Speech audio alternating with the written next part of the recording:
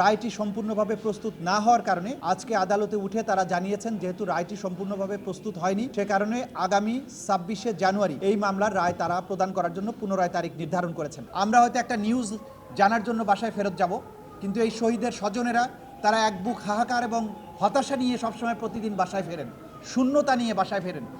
এই শূন্যতার একটা অন্তত উপশম হবে যেদিন এই অপরাধীদের একটা ন্যূনতম বিচার এই জাতি দেখতে পাবে। জুলাই আগস্টের যে সমস্ত হত্যাকাণ্ডের হটস্পট ছিল তার অন্যতম প্রধান হটস্পট ছিল চানখারপুল এলাকা। 5ই আগস্ট তারিখে হাসিনা পালিয়ে যাওয়ার সময়ও এই চানখারপুল এলাকায় পুলিশ নির্বিচারে গুলি চালিয়ে এই দেশের আন্দোলনকারী তরতাজা তরুণ 6 জন মানুষকে তার সেদিন খুন করেছিল।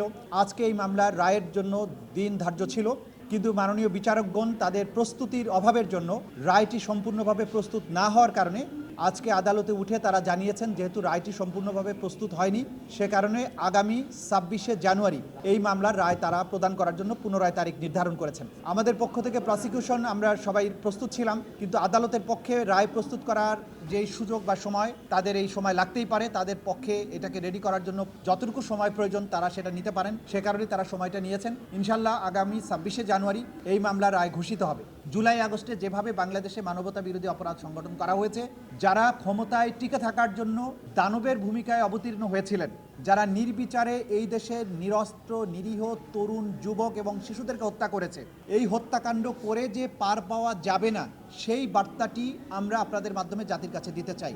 এই সরকার অন্তর্বর্তী সরকার বিপ্লবোত্তর পরিবেশে দায়িত্ব নেয়ার পরে অঙ্গীকার করেছিলেন জুলাই আগস্টে যত মানবতা বিরোধী অপরাধ হয়েছে তার সঠিক এবং সুষ্ঠু বিচার তারা নিশ্চিত করবেন। সরকারের এই অঙ্গীকার বাস্তবায়নের প্রতিফলন হচ্ছে এই ট্রাইব্যুনাল এবং এই বিচার। সেটা সমাপ্ত হয়েছে, রায়ের পর্যায়ে আছে, রায় হবে এবং ন্যায় বিচার নিশ্চিত করা হবে। সুতরাং ভবিষ্যতে ক্ষমতায় টিকে থাকার জন্য রাষ্ট্রের যন্ত্রকে ব্যবহার করে সিভিলিয়ানদের উপরে নাগরিকদের বুকে গুলি চালানোর দুঃসাহস ভবিষ্যতে কোনো শাসক বা স্বৈরশাসক কখনো যাতে না দেখায়, এই বিচারগুলো হবে তার দৃষ্টান্ত। আজকে এখানে শহীদ পরিবারের সদস্যরা উপস্থিত আছেন, তারা প্রতিনিয়ত বিচার দেখার জন্য অপেক্ষা করেন। আমরা হয়তো একটা নিউজ জানার জন্য বাসায় ফেরত যাব, কিন্তু এই শহীদের স্বজনেরা তারা এক বুক হাহাকার এবং হতাশা নিয়ে সবসময় প্রতিদিন বাসায় ফেরেন, শূন্যতা নিয়ে বাসায় ফেরেন। এই শূন্যতার একটা অন্তত উপশম হবে যেদিন এই অপরাধীদের একটা ন্যূনতম বিচার এই জাতি দেখতে পাবে। ইনশাল্লাহ সেটার দ্বার প্রান্তে আমরা আছি।